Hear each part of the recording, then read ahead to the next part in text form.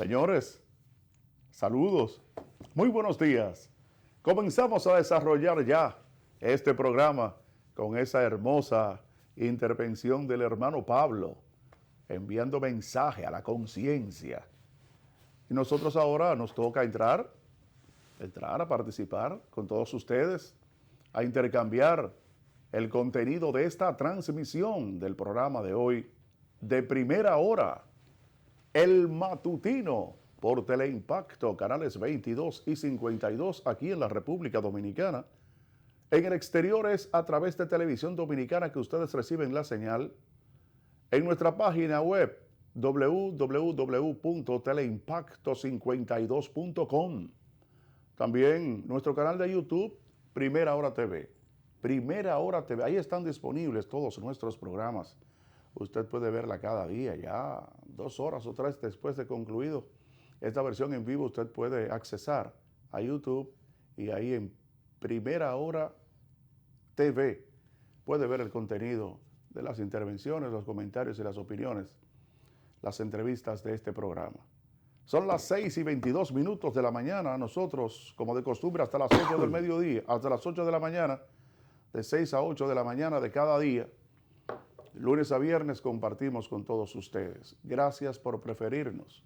Cada día más uno se siente más contento al saber que tanta gente aquí en la República Dominicana presencia este programa desde tempranito para estar bien informado.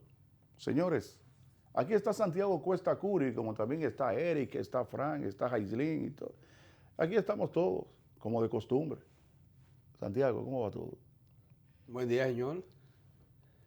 Buenos días a todos los seguidores de este espacio, sobre todo dándole gracias a Dios Todopoderoso y a nuestro hermano mayor Jesucristo, que bendice a todos los dominicanos en los 5 continentes, especialmente en República Dominicana, a este equipo, tal como tú lo enumeraste. Estamos aquí y en la vida usted está en un sitio por algo. Son muchas las personas que quisieran estar en la vida solo acostados y a lo mejor pensando que disfrutan de la vida. Pero como decía el gran cantante, porque no fue cantautor, fenecido en estos días, José José, hasta la belleza cansa. Es decir, que uno tiene que estar activo, gente.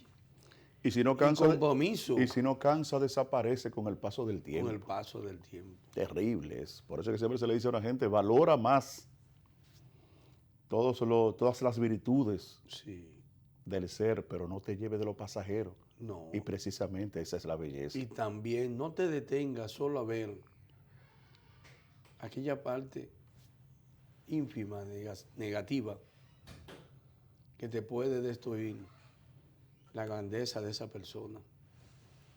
Y como decía Saúl Baylor, aquel premio Nobel de literatura que yo siempre menciono en su obra maravillosa, Diciembre de un decano, quien fuera profesor de la Universidad de Notre Dame, era un judío americano, murió en el 2005 y su obra, que ganó el premio Nobel de literatura en 1977, Diciembre de un decano, él hablaba de que había personas que salían a la calle a ver si el sol estaba sucio. Es mucho, ¿eh? Decía también él que uno nunca sabe a qué conclusión puede llegar el ser humano cuando alguien está tratando de decirle la verdad. Como lo hizo Jesucristo, que siempre trató de decir la verdad y la dijo. Pero la conclusión de los judíos y de aquellos que entendían que él era un peligro, terminaron crucificándolo y soltando a Barrabás. Desde ese entonces la humanidad tiene problemas, gente, en poder diferenciar entre aquel que te habla la verdad y aquel que es corrupto, perverso, y a quien tú, sin darte cuenta, te conviertes en un lacayo, en un servil. Y yo creo que de esas enseñanzas es la que hace falta en las escuelas y universidades y en la familia. Sobre todo en las escuelas, gente. Poder enseñarle a los niños, si queremos cambiar el rumbo de esta sociedad, debemos de cambiar la mentalidad de nuestros futuros gobernantes y dirigentes políticos y profesionales. Usted tiene que cambiar la mentalidad con la educación. Solo se cambia enseñándole a los jóvenes, gente, lo que es el valor de la democracia con libertad y lo que significa el dictador y el caudillista. Y por qué una persona que fue en el pasado un lacayo, hoy en el siglo XXI no debe existir un solo lacayo. Sí, así es. Pero mira, ahora con todos estos debates con relación a los procesos electorales, tengo que recordar a alguien que una vez vi en la televisión internacional hace mucho tiempo. Yo recuerdo, para las elecciones del año 2004, Leonel e Hipólito. Y ahí yo aprendí cuál era el voto más vulnerable. En todo el mundo, el elector más vulnerable en todo el mundo está en proceso de formación, de educación, de lo que sea, es el voto de 18 a 28 años. 28. ¿Sí? ¿Tú sabes por qué? Porque estamos hablando de una persona que viene de un proceso que adolece. Por la formación no el proceso de la adolescencia, sí. Porque la adolescencia adolece de conciencia, conocimiento, pensamiento, rumbo, de todo ese tipo de cosas. Y si tú no se lo das desde abajo. Esa es la razón por la cual hay en países en donde la mayoría de edad y política está en los 21 años.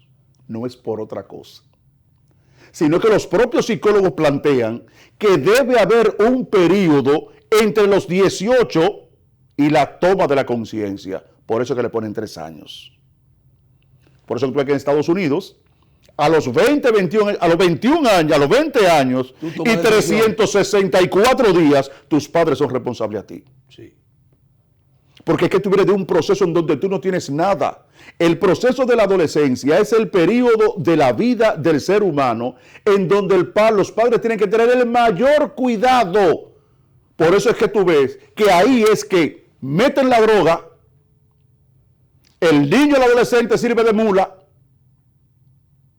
llega el momento de la influencia de los medios de comunicación, de la publicidad, de la propaganda, de la mala fe, de la envidia, del rencor, de entender que las cosas son fáciles que se consiguen y no sobre la base del trabajo, el esfuerzo, el sacrificio y la preparación. ¿Entiendes? Porque eso, y en los procesos electorales, quien quiera tener un gran caudal de votos, debe necesariamente hacer lo posible de captar. Fíjate que incluso las estadísticas de las mismas juntas electorales y organismos de elección, fíjate que dicen, para el próximo periodo habrán tanta nueva cantidad de votantes. De tal año, de tal edad. Exactamente, habrá tanta cantidad que entrará a ser mayor de edad. ¿Qué hacen los partidos políticos? Conscientes de que tienen el padrón electoral y conocen por regiones los estados civiles de la cantidad de personas que hay, de estudiantes y todo eso, entonces le caen atrás con sus gente de su generación, porque yo no me explico cómo es que un hombre de 70 años y que le cae de atrás a un niño de 18 para convencerlo. Lo primero es que no son congéneres, es lo primero.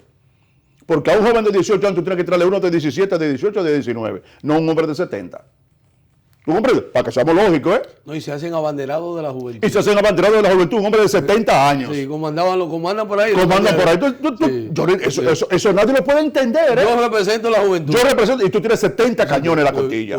Para ser conservador. Sí. ¿Tú comprendes? Entonces, eso no se entiende. Entonces, ¿qué sucede? Que precisamente es en ese periodo, en esa edad, y entonces, aunque se llegue a los 28 años, hay que ver después qué sigue evolucionando en tu mente, en tu forma propia de ser? ¿Qué ha incidido en ti para que tú puedas tener esa conciencia de la cual tú hablas? Sí. Entonces, por eso es que la vulnerabilidad del voto en estos países con bajo nivel de desarrollo y en extrema pobreza, ¿entiendes? En extrema pobreza vamos a hacer pasar un poco conservador, de mucha pobreza, por eso ustedes ven. No, porque hay extrema también.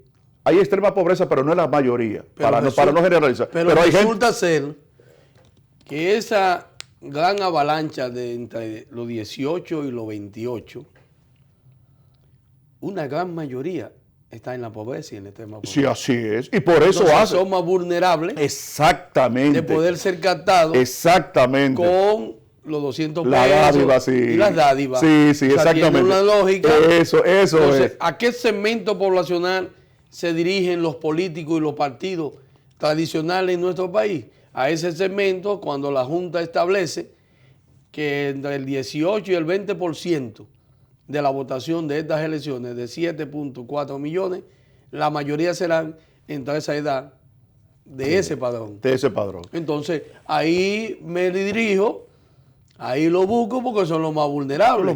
Y lo encuentro en los barrios, claro, en los pueblos que no están haciendo nada. Claro. Entonces tú tienes, aparte de eso, los lugares que no están haciendo nada. Sí. Esperan el proceso electoral para conseguir esos 1,000. Esos 1,000 pesos. ¿Tú comprendes? Sí. Pero tú lo que tú estás diciendo. Más bien utilizado. Y recuerda también que entre 18 y 25, y más bien 16 a 25, vamos a poner, está la deserción escolar, sí, exactamente, y universitaria, por falta de recursos. Así es. Entonces tú tienes un segmento poblacional cautivo, que no hace nada, se convierten en los ninis, y a ese segmento entonces van esos políticos con esas dádivas.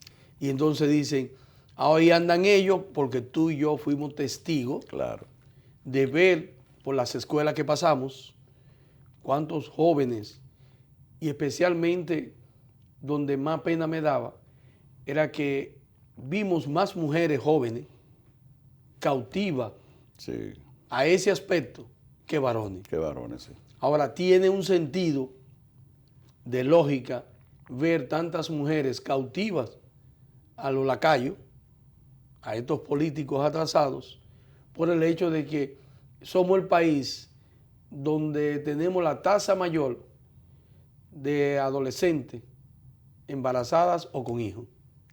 Y también eso forma parte de un mercado cautivo.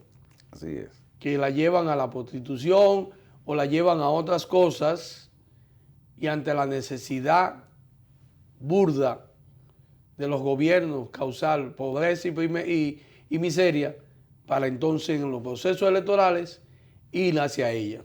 Fíjate cómo vimos camionetas sin nadie atrás,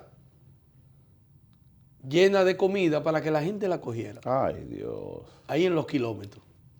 Sí, concho, y en algunos pueblos, en Bonao, vimos también camiones de gente dando. En Puerto Plata, cuando iba el candidato, iban esos camiones dando, repartiendo comida. Y no estamos dando cuenta, gente, que estamos construyendo los jóvenes de la miseria, porque no tienen oportunidad. Y si tú no le enseñas a través de las escuelas, haciendo la diferencia de lo que es el valor de una democracia, con los derechos que le corresponde a ese niño cuando va a sube ese adolescente, ya sube consciente de su derecho, de sus valores, de su libertad, para no ser un prisionero de los mercenarios de la política. Por eso no conviene en las escuelas. De la política y de los medios de comunicación. Y de los medios de comunicación. Que le inciden en la conciencia. Que le inciden y lo manejan, lo manipulan. Exacto. Cambiándole la verdad por la mentira. Exactamente. Porque la manipulación comercial que le entra al joven, al adolescente, también se lo lleva a la televisión y la radio y la prensa escrita. El principal negocio ahora para la gente que habla por radio y por televisión, que incide en los medios de comunicación hoy, la principal mercancía es la manipulación. Y la mentira. De eso ellos viven. De eso viven. De eso son millonarios, esos son ricos. Millonarios. Gracias. helicóptero, todo. Gracias al PLD. Gracias. Al PLD, los gobiernos del PLD, todo, ¿eh? Sí. No estamos hablando de este, No, de todo. Sí, Para que lo sepan. La manipulación. sí. Y Que la gente ahora le ha llamado bocina. bocina. Sí. Y son capaces de seguir insistiendo, destruyendo a una juventud, a un país que es eminentemente joven en un 64.7%. Y eso da pena. ¿Cómo destruimos la sociedad? Yo pienso lo siguiente en ese aspecto, gente. Y usted que me está viendo. Nosotros traemos un mal de dirección política en el país sobre la base de los 22 años de Haití gobernando, gente. Hay problemas en Haití, ¿eh? Lo de Boyel en el país se le transfirió de una vez, fuimos liberados por los héroes nacionales, encabezados por nuestro prócer Juan Pablo Duarte Gidíez. Santana asumió lo de Boyel. ¿Sabía? Sí, claro. Santana asumió el papel del mismo estilo que tenían los haitianos con los dominicanos. Lo primero que hizo fue desterrar a Duarte, Sí, así es. fusilar a Sánchez, Sí. a María Trinidad Sánchez, Sí. desterrar en el mismo país a Mella Sí. y a todos los trinitarios perseguidos. Perseguido. Entonces, ¿qué Y hacía muchos Boyel? fusilados. Lo que pasa es que los más notorios fueron Los más notorios fueron los que salieron. Pero los de abajo se lo llevaron. También se lo llevó. Claro. Entonces, ¿qué te enseña eso? Que Santana hizo lo mismo que hacía Boyel. Sí. Lo único que este era dominicano. Sí. Con sus ateos. Sí. Hizo lo mismo. Llegó Buenaventura, que quería hacer lo contrario. Y ahí venía la lucha entre Buenaventura y Santana. Entre Báez y Santana. Pero Báez era a otro estilo, pero era un corrupto. No era criminal como Santana, pero era un corrupto. ¿Y qué hizo Santana en el 63, 1823? Anexar a España y convertirse en gobernador para poder tener el protectorado Sí. y que la defensa de los que querían de nuevo la democracia, porque eso vivía la efervescencia duartiana, aunque Duarte estuviera desterrado, fue lo que generó que viniera la iluminación a un joven de apenas 20 y pico de años, llamado Gregorio Luperón, que es quien dice, y se levantan, oye, volvimos, ahora Santana va a querer colocarlo. No, hasta ahí no llegaron. Santana muere en el proceso, 63-65, 1863-65, pero sacamos a los españoles. Ahora, ¿quién viene de nuevo con la misma, el mismo estilo de un Boyel y de un Santana? Lili. Lili. Y era discípulo de Luperón. Destierra a Luperón. Hubo que matar a Lili. El 26 de julio de 1899. Hubo que matarlo. Y en ese periodo, entre Mon, Cáceres y todo, también se llevaron a Mon. Que no era que tenía una mentalidad democrática tampoco. No, no, él no tiene una Porque mentalidad. todos subían No. con el concepto dictatorial. No, porque no era que tenía una mentalidad democrática. No, porque no la había. Solamente por la guardia que él creó. Sí. Entonces, tienes que darte cuenta que Sí. era un tipo... Preso por la Guardia de Mon. La guardia más fuerte que ha tenido la Más historia fuerte. de la República Dominicana. Sí. Por eso que la gente dice, está preso por la Guardia de Mon. Sí. Eso es lo que indicaba, te fuñiste. Te fuiste. ¿Entiendes? Pero era Mon el tipo. Ah. Entonces, Implacable. Implacable. Tuvimos que aceptar desde el 16 al 24 a los americanos. Pero llegó una persona estudiada y que se pensó que podía cambiar todo ese ritmo. Horacio Vázquez, la Jara. ¿Y qué hizo Horacio Vázquez? Erigirse también. Pero es que era... Era una mentalidad terrible. No, y era el estilo de la época, parece. No, que venía incrustado. Eso era lo único que ellos veían, Sí. la forma de cómo dirigir. Sí. Los vientos y los años democráticos, ellos no lo conocieron nunca. ni por siquiera por la cercanía que tuvimos en un momento dado con los franceses. Pero lo que porque que no Duarte, había estudios tampoco en ese momento. Pero Duarte dejó establecido sí, pero Duarte una constitución. Acuérdate que Duarte viene andando toda Europa y esa democracia incipiente y floreciente de Europa. Es por eso que el tipo viene. Pero, ¿a qué se debió que Duarte formó la Trinitaria? ¿Y a qué se debió la independencia? A una educación que Duarte imprimió a los de abajo. Sí. Y construyó un ideal de independencia y de democracia. ¿Quiénes borran el ideal de independencia y democracia? Santana, Lilí, Horacio, Mon, Trujillo, Balaguer. Borraron el intuitivo de la democracia y lo completaron los últimos 16 años corridos, 20 que llevamos. Porque el continuismo dictatorial y caudillista, nosotros no hemos descansado. Desde que Santana se instauró, los únicos dos gobiernos legítimos con concepto de democracia y de libertad, Henchi, fueron 7 meses de Bosch y 4 años de Silvestre Antonio Guzmán Fernández.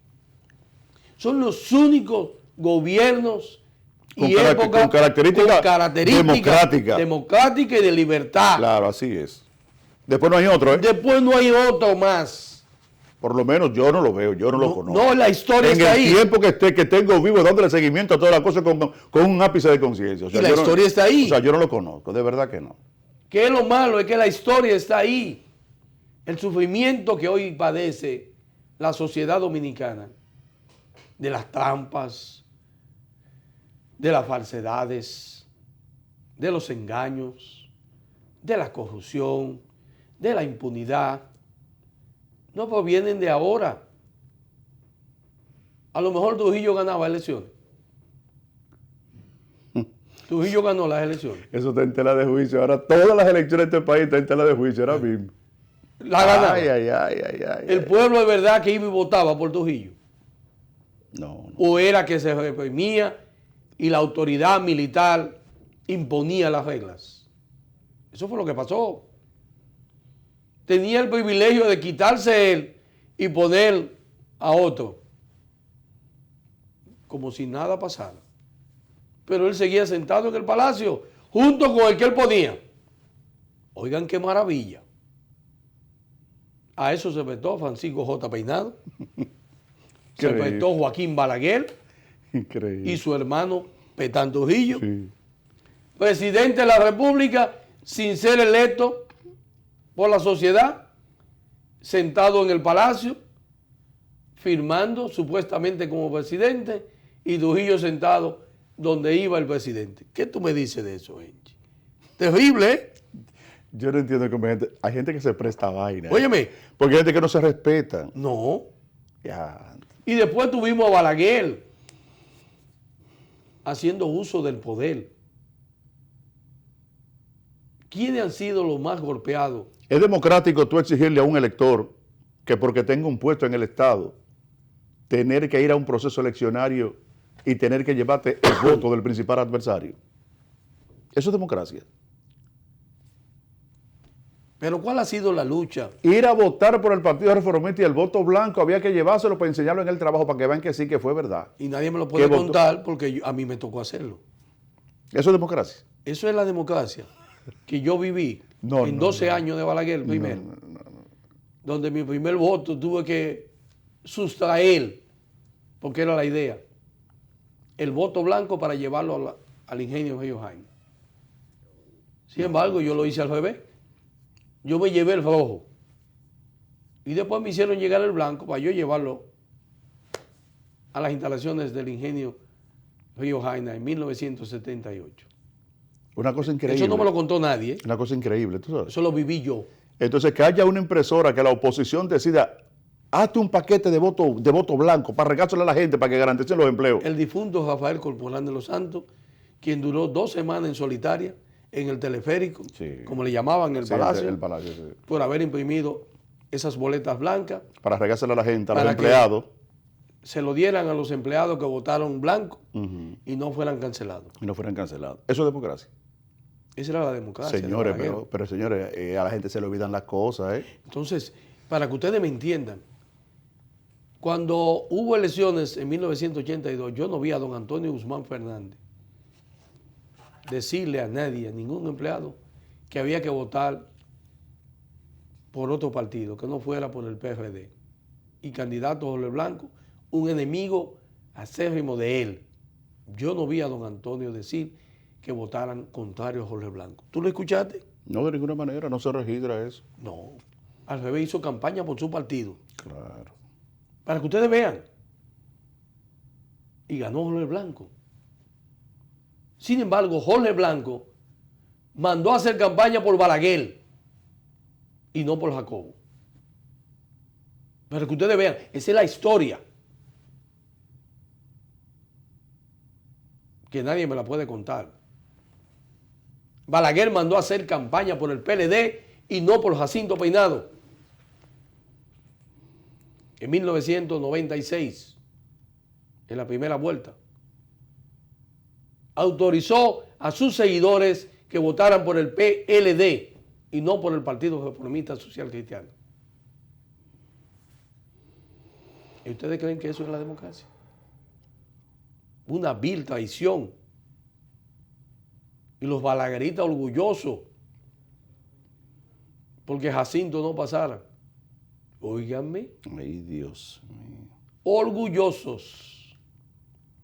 Y cuando Peña Gómez fue a la casa de Jacinto Peinado y donde estaba su papá Enrique Peinado, nadie me lo va a contar. Santiago Cuesta Curi estuvo ahí. Ahí en la México con alma mater. Para recibir el apoyo de Jacinto, quien había sido traicionado por Balaguer. Jacinto tuvo miedo. El papá estaba dispuesto y le decía al hijo que había que apoyar a Peña Gómez en la segunda vuelta, porque nadie se había ido. Y entonces, ¿qué pasó? Jacinto tenía deuda con el gobierno, la campaña lo había llevado a ciertos niveles de problemas económicos, fue amenazado y optó por apoyar al PLD. Balaguer hizo eso, nadie me lo puede contar, y ganó el PLD con Leonel Fernández y el famoso Nuevo Camino. Frente Patriótico. Frente Patriótico. ¿Y qué pasó después? Apenas 2 años después, Balaguer odiaba al PLD. Se sentía burlado y traicionado. Y fue capaz de decirle a esta sociedad que la berenjena hacía daño en alusión al color morado. Y que había prestado su postrero y le habían dejado sus vacas afuera. Y que su sombrero no lo prestaba 2 veces. Y que el PLD había metido al presidente los 2 pies en un mismo zapato. Porque Balaguer hacía alusión de refranes del campo para que se entendiera la gente. Eso era Balaguer. Y mandó a votar blanco y rojo. Esa no es una costumbre de él. ¿Tú sabes por qué? Porque sabe que su mayor caudal de votos estaba en la zona rural. Sí. Y entonces su lenguaje era dirigido a esa persona. Hacia allá. Hacia allá, sí. Presté mi postrero y me dejaron mis vacas afuera. Afuera. Un mensaje directo al campo. Coman habichuelas rojas y arroz blanco. Sí. Balaguer, Así es. disgustado. La forma de los caudillos cuando se molestan o alguien se mofa de ellos. ¿Y qué pasó? Que Hipólito gana una elección en el 2000 sin haber sacado el 50+1.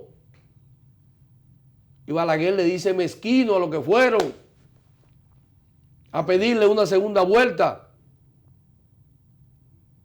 y dice que eso era sacrificar el país, que Hipólito había ganado.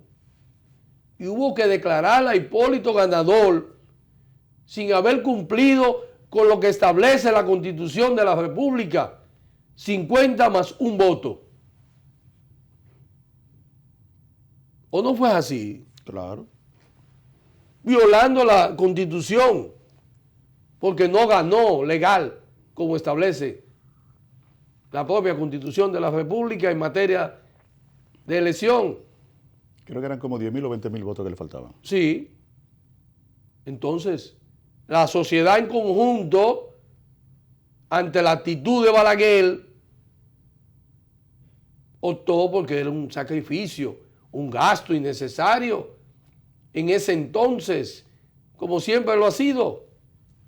Y todo el mundo estuvo de acuerdo de que Hipólito era el presidente de la República. ¿Y qué hemos vivido de allá hacia acá? ¿Qué ha vivido esta sociedad? La juventud, los niños, los adolescentes. Un país donde todavía en el Robert Reed Cabral no se lleva las estadísticas de las muertes diarias que hay por dengue y por otra naturaleza. Ayer yo pasé a recoger a la niña, Henchi, al Robert Reed. Y la abuela me contó que durante esos días que estuvo de viernes hasta ayer, ella fue testigo de ver en una sala donde ella estaba morir 5 niños de 7. Ay, Dios mío. Bajar a otra sala y ver niños muertos también. Y ver una madre dando gritos porque no aparecía ni la enfermera por la fiebre que tenía ese niño que estaba ahí. Y a las 3 horas apareció en la madrugada, quizá acostada por ahí. Porque no es verdad que hay control ni de enfermeras ni de médicos en los hospitales. Es un desastre. No nos sorprenda que hablan de 9 muertes diarias de niños en República Dominicana. Sí, eso es verdad. Poco es. Sí, eso es verdad. Eso es verdad. Que no oculten eso. Poco es.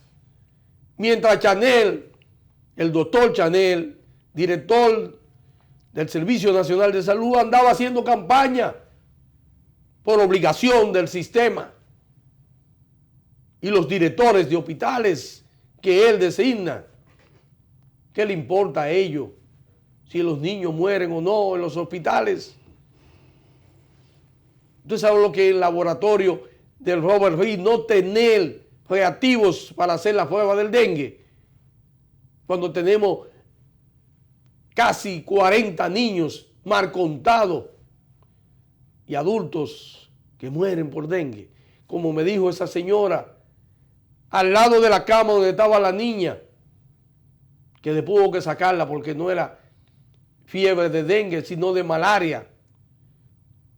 Una niña con 7 años le mueren los brazos a la madre por dengue.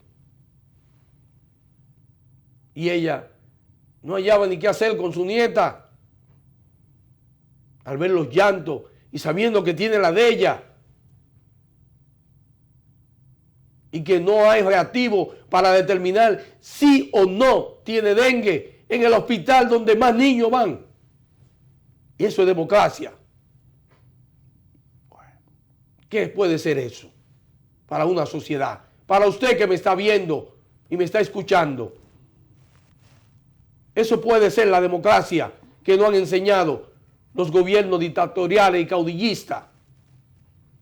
Eso es la libertad, los derechos civiles y sociales, los que establece la Constitución de la República. Esos son nuestros derechos. Gobiernos que no tienen que ver en lo absoluto con la salud de un pueblo. Mientras se derroche el dinero en esta televisión, en la prensa, en la radio, en los polochés, en las gorras, en todo, del dinero del pueblo. Como andaban el pasado domingo entregando dinero del Estado como si nada.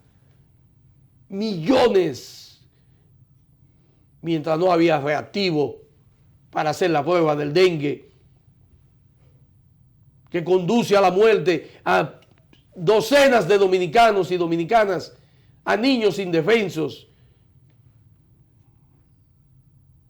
a madres que solo tienen el dolor cuando ven perder su criatura que llevaron por 9 meses y que por descuido del sistema en que vivimos le dejan morir su niño. No hay que colocarle para determinar a tiempo que tiene dengue y que hay que aplicarle. No. Mire, aquí está el tubo con la sangre que le extraímos a su niña o su niño, para que usted vaya a un laboratorio llamado Amadita, porque así es que le dicen, y vaya, porque aquí no hay para hacerle ese estudio. Y cuando usted lo haga, usted lo trae. Ay, Dios. ¿Quiénes van al Robert Reed? Los hijos de los políticos del PLD, del gobierno. ¿Ustedes creen que van al Robert Reed? No, no pueden ir allá. Ni la de los amantes, ni de las botellas. Tienen hasta seguro internacional. No pueden enfermarse. Lo tienen todo. Mientras la pobreza se come a la sociedad, a la misma que ellos se sientan a la mesa a compartir la pobreza, robándole lo de ellos. Los verdugos de la pobreza son los políticos. Cómo le arrancan de las manos, de los brazos, la criatura a una madre en un hospital por no tener reactivos, ni medicamentos, ni atención para esos niños. Y no hay dolor para usted que me está viendo. No hay dolor para usted que tiene hijos. Y que mañana puede ser usted también. Solo el dolor afecta cuando a ti te llega. Él es indiferente al dolor de tantas madres que tienen sus hijos y lo quieren proteger. Pero el propio gobierno, el sistema, se lo arranca de sus brazos y lo lleva al cementerio. Esa es la sociedad que nosotros aspiramos y por la que hoy se están matando Leonel y Gonzalo. Esa es la sociedad. E ir allí es la protesta que tenemos. Vamos para la Junta. Vamos a los organismos internacionales. Es verdad que fue una perversidad el robo y todo lo que se hace y se hizo en la Junta Central Electoral. Pero son compromisarios. Claro. Porque han participado en todos los fraudes que ha habido en los últimos años. ¿Acaso Roberto Rosario no sabe lo que es un maldito fraude? No lo sabe él. Como lo sabe el que hoy está dirigiendo, que tuvo 2006-2010, donde también se hizo fraude. Castaño Guzmán. Todos sabemos, pero nadie se entera, ni le importa que nuestros niños mueran en los hospitales por falta de atención y de dinero. Porque el dinero no debe de ir a los hospitales, ni a las escuelas. El dinero tiene que ir a los bolsillos de los políticos para hacer campaña. El dinero nuestro tiene que ir a los medios de comunicación y a periodistas y comunicadores para que sus hijos no pasen trabajo, para que ellos vivan bien. Porque la sociedad que hemos construido es una sociedad de miseria. Y a usted no le duele que el hijo de esa señora de apenas 7 años se le muriera. Porque a usted no le importa eso. Usted no estuvo ahí, ni es su hijo tampoco. Pero sí importa ¿Cuántos millones debimos gastar para llevar a Gonzalo a ser presidente, candidato? Eso sí importa. Lo que importa es que Danilo y Leonel son enemigos. Y hay que arrastrar a todo el mundo en la pata de los caballos. Pero un día te tocará a ti ver como tu hijo o tu nieto, que nadie le desea eso a ningún niño, se te mueren los brazos por falta de atención médica en una sociedad indiferente, en una sociedad incapaz de ver el dolor de los que menos tienen, una sociedad que ya no sabemos hacia dónde va, porque ni el dolor de quienes lo padecen somos capaces de darle la mano.